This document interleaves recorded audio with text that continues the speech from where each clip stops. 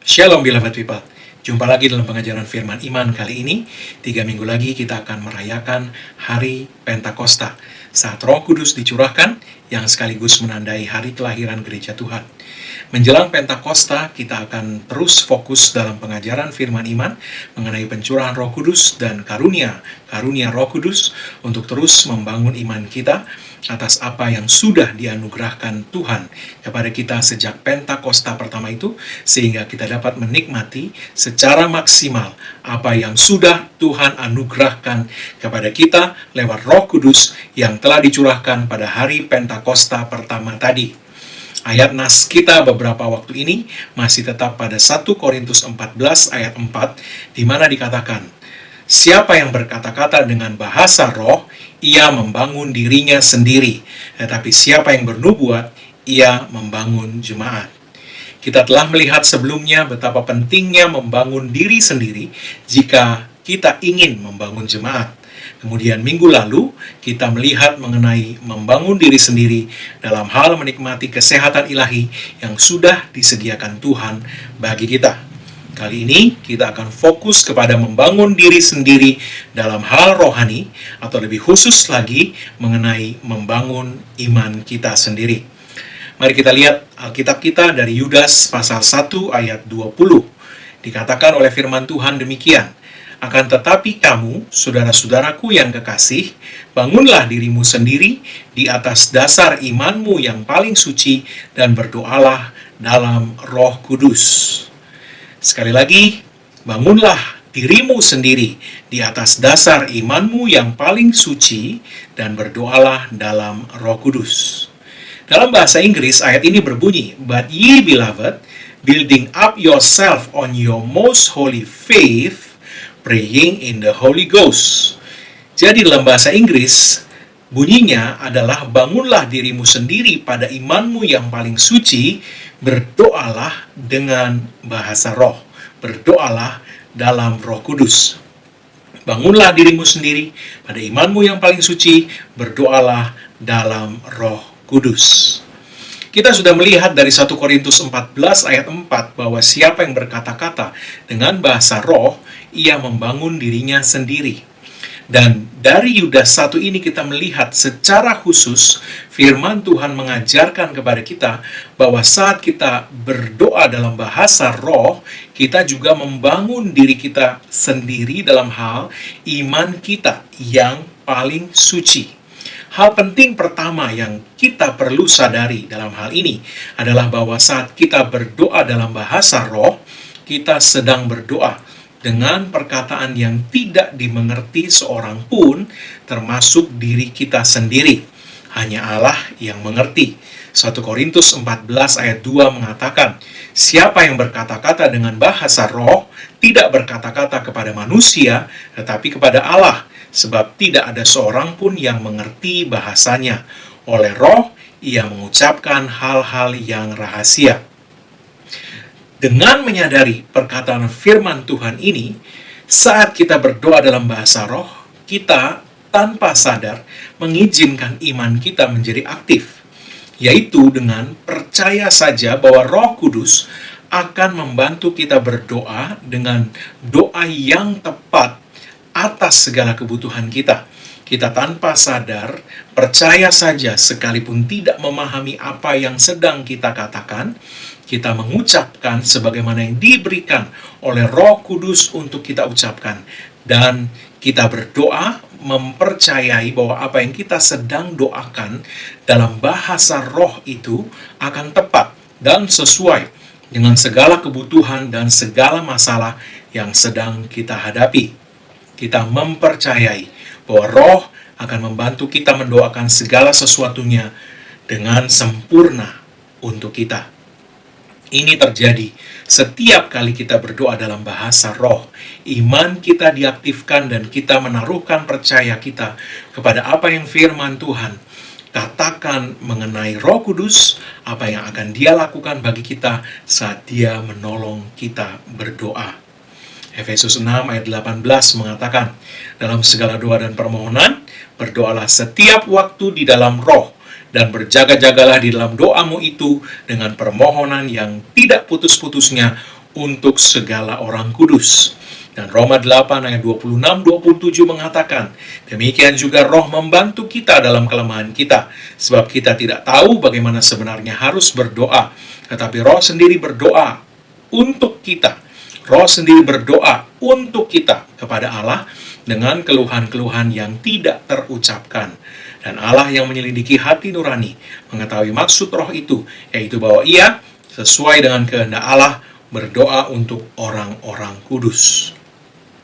Tanpa kita sadari, saat kita berdoa dalam bahasa roh, iman kita aktif dan kita menaruhkan kepercayaan kita kepada perkataan firman Tuhan bahwa Roh Kudus akan menolong kita mendoakan permohonan yang tidak mampu kita doakan sendiri, sebab kita sebenarnya tidak tahu bagaimana harus berdoa dan apa yang sebenarnya perlu kita doakan.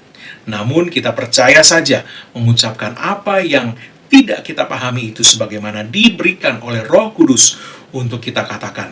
Sebab kita tanpa sadar mempercayai bahwa Dia sedang membantu kita dalam kelemahan dan bahwa doa syafaat yang Roh Kudus berikan untuk kita itu adalah doa yang sesuai dengan kehendak Allah. Firman Tuhan berkata sesuai dengan kehendak Allah, sempurna yang dinaikkan untuk kita, anak-anak Allah ini. Setiap kali kita berdoa, iman kita dibangun, dikuatkan, dan kita semakin bertumbuh dalam kepercayaan kita akan perkataan firman Tuhan dan pelayanan doa syafaat Roh Kudus. Sekalipun tidak ada dasar untuk percaya, sebab tidak ada satupun perkataan dari bahasa roh itu yang kita pahami, kita terus berdoa dan berdoa dalam bahasa roh. Dan yang terjadi adalah sebagaimana yang dikatakan Yudas 1 ayat 20 tadi. Itu yang kemudian terjadi, bahwa kita terus membangun diri kita sendiri di atas dasar iman kita yang paling suci dengan berdoa di dalam Roh Kudus. Iman kita terus dibangun di atas dasar yang paling suci, yaitu perkataan firman Tuhan saja. Yang kedua, pelayanan Roh Kudus sangat penting untuk kita dapat memahami perkataan firman Tuhan, dan pemahaman sangat berhubungan erat dengan iman kita. Kita telah mengetahui bahwa iman timbul dari pendengaran akan firman Tuhan. Roma 10 ayat 17 mengatakannya. Akan tetapi adalah pelayanan Roh Kudus yang membawa pengertian akan firman Tuhan itu kepada kita. 2 Petrus 1 ayat 20-21 mengatakan, yang terutama harus kamu ketahui ialah bahwa nubuat-nubuat dalam kitab suci tidak boleh ditafsirkan menurut kehendak sendiri.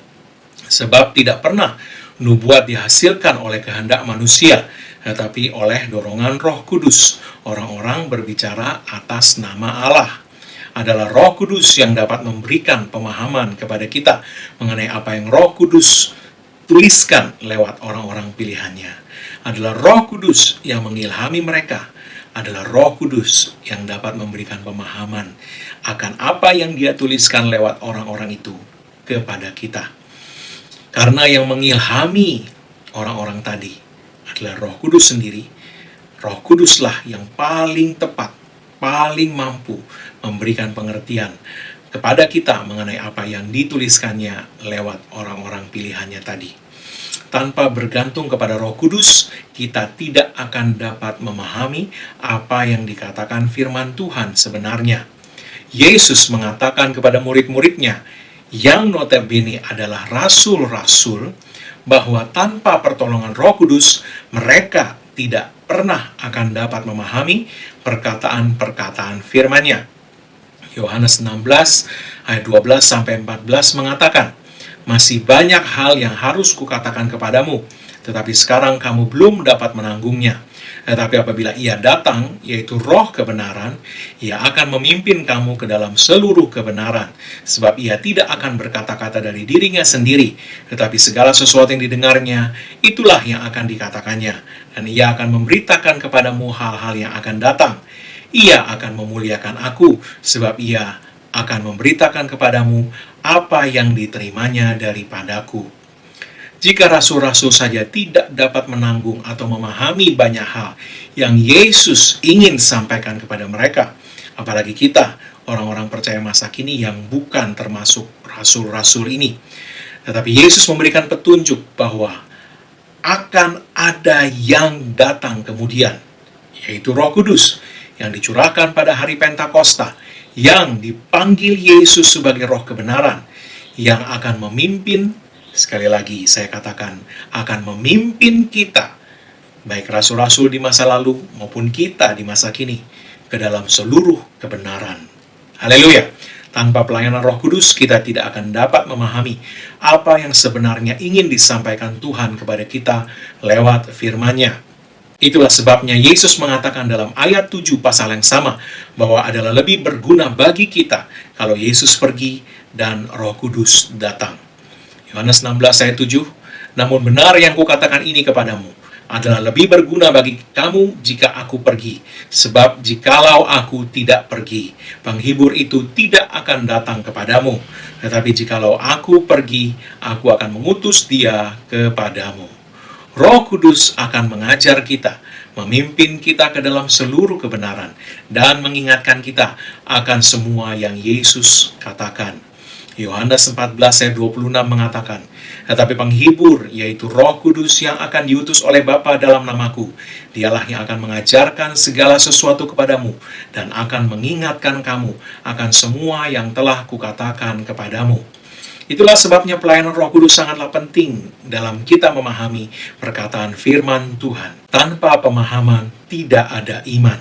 Kisah Rasul 8 ayat 27-38 menuliskan mengenai sida-sida Ethiopia yang membaca kitab Nabi Yesaya. Ayat 30 dan 31 menunjukkan bahwa sida-sida itu tidak memahami apa yang dibacanya. Oleh tuntunan Roh Kudus, Filipus kemudian menjelaskan apa yang dibaca sida-sida itu kepadanya.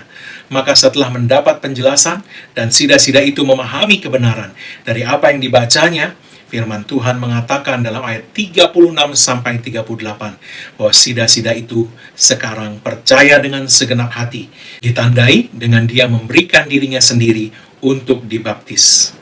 Tanpa pemahaman tidak ada iman. Tetapi ketika pemahaman datang, iman datang. Haleluya! Demikian juga karena itu, tanpa pemahaman yang benar, tidak ada iman yang benar, dan percaya yang salah akan menghasilkan buah yang salah. Itu sebabnya Yesus berkata dua hal mengenai mendengarkan firman Tuhan. Lukas 8 ayat 18 mengatakan, karena itu perhatikanlah cara kamu mendengar. Karena siapa yang mempunyai kepadanya akan diberi, tetapi siapa yang tidak mempunyai daripadanya akan diambil juga apa yang ia anggap ada padanya. Dan Markus 4 ayat 24 berkata, lalu ia berkata lagi, camkanlah apa yang kamu dengar. Ukuran yang kamu pakai untuk mengukur akan diukurkan kepadamu, dan di samping itu akan ditambah lagi kepadamu. Camkanlah, kata Yesus, atau perhatikanlah apa yang kamu dengar dan bagaimana cara kamu mendengarnya. Itulah yang diingatkan Yesus. Kita perlu memastikan bahwa Roh Kudus menjadi pemimpin kita yang mengajar kita segala sesuatu ke dalam segala kebenaran.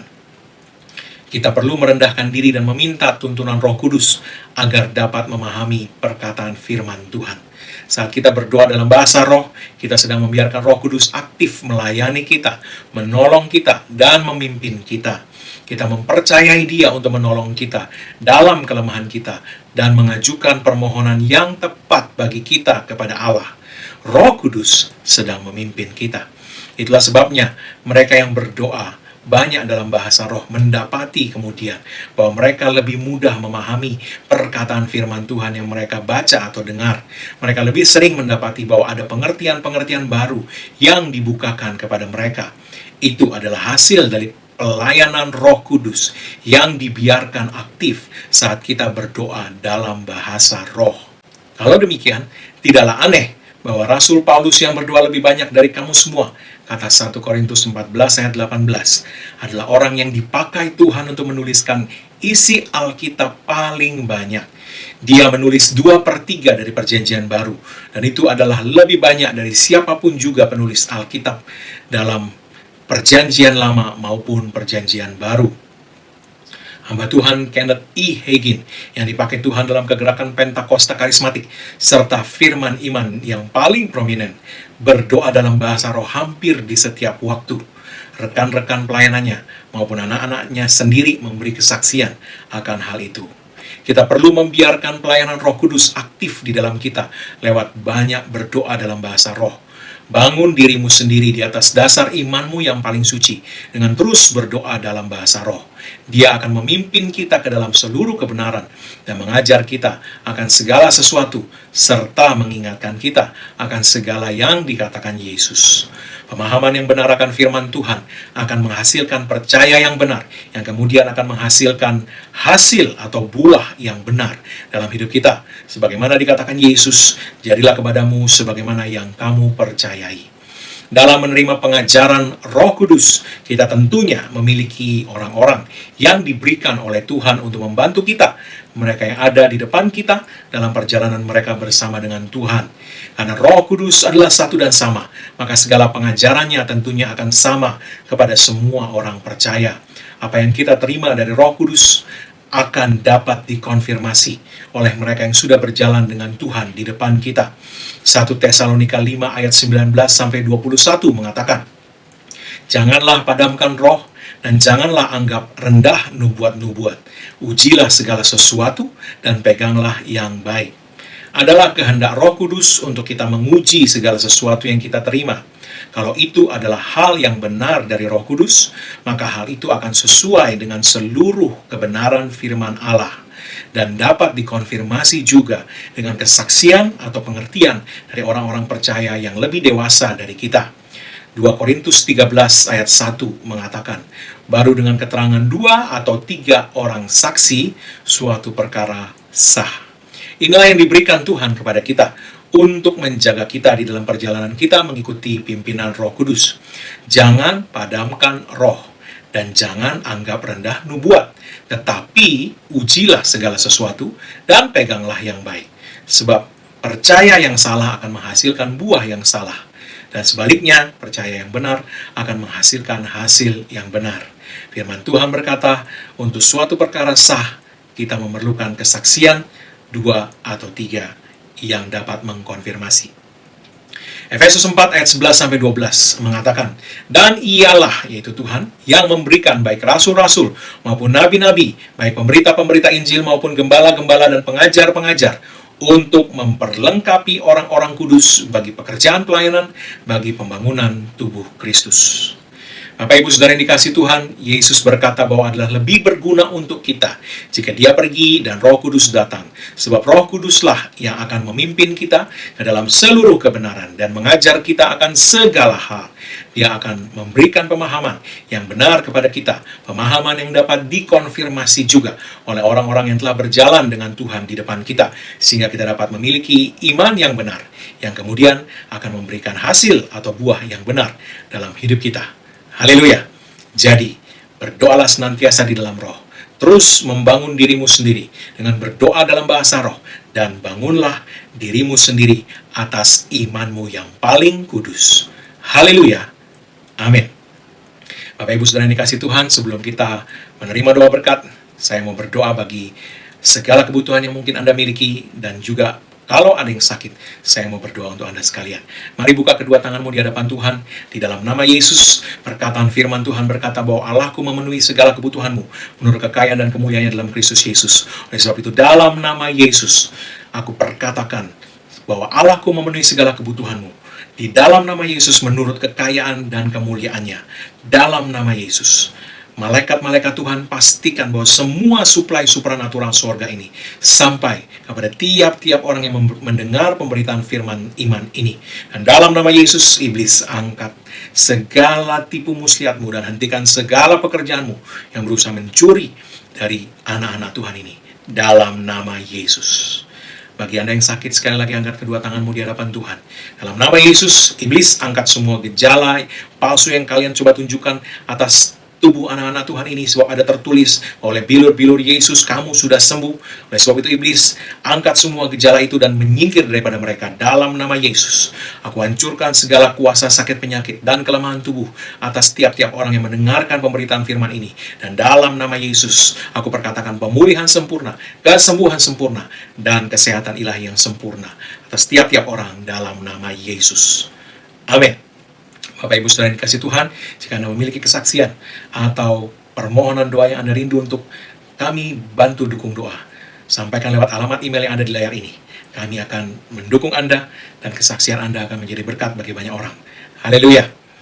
Mari sekali lagi angkat kedua tanganmu di hadapan Tuhan dan terimalah berkat Tuhan. Di dalam nama Yesus, karena apa yang Yesus Kristus telah kerjakan bagi kita di kayu salib, karena curah darahnya, karena penebusannya sempurna, maka sekarang tidak ada lagi penghukuman bagi setiap orang yang ada dalam Kristus Yesus. Engkau telah ditebus dan harganya telah dibayar lunas. Oleh sebab itu setiap kutuk tidak berlaku lagi atas hidupmu. Yang ada hanyalah berkat Tuhan, tercurah berlimpah-limpah memberkati engkau dalam segala hal. Oleh berkat Tuhan itu engkau naik terus, tidak turun, kau jadi kepala bukan ekor. Dan apa yang disentuh tanganmu dibuat Tuhan berhasil. Dengan panjang umur Tuhan mengenyangkan engkau, dan Tuhan memperlihatkan kepada keselamatan daripadanya. Umurmu minimal 120 tahun dan dipenuhi dengan hari-hari yang baik dari Tuhan. Dalam nama Yesus tidak ada yang jahat mendekat kepadamu dan tidak ada tulah mendekat kepada kemah kediamanmu, sebab tempat perlindunganmu dan kubu pertahananmu Allahmu yang kau percayai. Dalam nama Yesus. Amin. Tuhan Yesus memberkati. Sampai jumpa dalam pengajaran firman iman berikutnya. Amin.